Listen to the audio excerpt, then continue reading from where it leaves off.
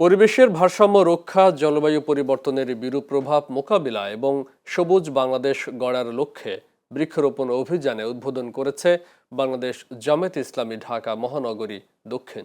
আজ রাজধানীর ঢাকা দক্ষিণ কেন্দ্রীয় কার্যালয়ের সামনে আয়োজিত কর্মসূচির উদ্বোধন করেন দলের কেন্দ্রীয় নির্বাহী পরিষদের সদস্য ও ঢাকা মহানগরী দক্ষিণের আমির মোহাম্মদ নুরুল ইসলাম বুলবুল।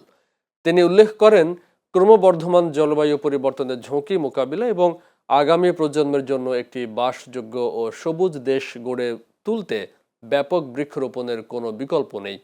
এ সময় অন্যান্য বক্তারা বলেন, শুধু সরকারি উদ্যোগ নয়, ব্যক্তি, পরিবার ও সামাজিক পর্যায়েও বৃক্ষরোপণকে গণ আন্দোলনে পরিণত করতে হবে। পরিবেশ রক্ষা ও প্রাকৃতিক ভারসাম্য বজায় রাখতে দেশের প্রতিটি নাগরিককে অন্তত একটি করে গাছ লাগানোর আহ্বান জানান তারা। কর্মসূচিতে দলীয় নেতাকর্মী সহ বিভিন্ন শ্রেণী পেশার মানুষ অংশ নেন।